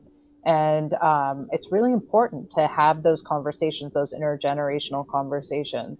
And then, one question is how, not only just talking about it, but the decision making around it. How do you make decisions about what you can afford, what you can't, what are the trade offs? These are things that oftentimes are just not taught in or talked about in the home. And there needs to be programs and support for parents to work with kids on this. But also, I think, as Raghu said, it should be in the schools. This is part of being a successful human being. And it's rarely taught in school about what it means to do taxes, what it means to think about healthcare plans. How do you think about investing in retirement? What does it mean if a woman makes the decision to leave the workforce? What are the implications 30 years down the line? I mean, these are really important conversations that are often just not had anywhere. And we have to change that. It has to be part and parcel with talking about getting a particular job or going into a particular career. What is your plan here? And one thing that we've seen at Barnard is at the end of everyone's senior year, we'd run workshops on taxes, on negotiating your first job, on what it means to invest in the markets. And the one thing we heard from all our students was, you got to do this much earlier. It's way too late by the time we're seniors. And so, my hope is that every high school and maybe down even to elementary school, as Varu was talking about, brings in financial wellness as part of what they teach. Mm-hmm. I agree with you 100% on that. And, I'm fortunate. My mother, back when I was younger, used to be a bank teller, and she opened up an account for me when I was quite young and very regimented, kept track of expenses for me. There's massive Excel sheets of how much was spent on me. And I'm aware, right, of the investment. And so I was lucky in a way to have that. But I see colleagues, especially in healthcare actually, who have gone through school for the majority of their life, and then they go from making what is a sort of middle class salary to then making six figures, and they have no idea what to do and how to manage their finances, and they're in their mid 30s, and it's terrible. And there's, to add a little comical twist to this, I remember a comedian I saw a few years back, and I live in Los Angeles, and he said, if you drive a BMW but you have to move it for street cleaning, you're living beyond your means. And it highlights the fact that a lot of people, especially in a city like this, they might look like they're doing well, but they're very, very stressed out financially. And they're not thinking about what you're saying about long-term, growth, long-term sustainability. And so it is so important to have those conversations early. And just amongst my friends and colleagues, we try to speak openly too about our own financial situations, because it's very much stigmatized to talk about those things still. And we have to change that. I think that's right. And it can lead to such better relationships too, when different friends have different means to do things, or to, you want to be open about what that means. Thank you. I think these conversations have been really important, and thank you so much for shedding light on these. We had a couple more questions, but we don't have the time. So we're going to respond to those questions offline as well. Hopefully you can too, if they're directed towards you. I think it's a really, mental health and conversations around this. I know you guys have always been so open to talking about this and bringing it out and being able to communicate this more and more, as Raghu said, would only help us, normalize conversations about mental health. And I think that's supremely important because as we begin to speak about this will become as normal as seeing somebody who's injured their leg and being able to. So this was really phenomenal. Thank you for your insights. You've given us tips, practical solutions that people can have, and hopefully people can go on your talk. I know there's 2.8 million people who've already watched it. We'll get some more people to watch that talk. And Raghu, your conversations are all on your Minds Foundation, and I think it's important that everybody who's watching really listen to people in the space of mental health if you're interested to understand more, because this conversation that started here today and that started in lieu of Mental Health Action Day is really to propel action for today and the new tomorrow that's coming up, which is not a reverse of going back to your past, but actually developing a new way of living your life focused on your own resilience and your own well-being, and taking ownership of that so that we can kind of create this new directive that will support ourselves and our partners. Thank you very much for being here. This has been so special to have you, and I'm hoping that we can have many more conversations, and we'll reach back out to you whenever we have something interesting for you, and we know that you can provide some insights to us. So please, I am grateful. Thank you so much. And I would love you to say a few last words to the audience. Sure. Thank you for having me, and Sian, pleasure to meeting you. I'm looking forward to offline conversations together. And the one thing I'll say is, yes, today is Mental Health Action Day. Every day is Mental Health Action Day. But as we focus on creating macro level change, let's make sure we stress the importance of what just checking in with one person can do for them. And so I encourage everyone to commit to that one action today and check in with someone. I think that's great. And I would just end also by saying that I think what these conversations show is that mental health is not something you have or don't have, or you're born with or not. Like, you can learn better strategies and practices to your well-being. And so I think that's a call to action to everyone, that we can all do better at taking care of our own mental health and others' mental health. Thank you so much. Please take a moment today to take action on your own mental health. If you don't know where to start, you can join us for a live meditation at 9 or so. Do play your part in building a better tomorrow, starting today. Thank you very much.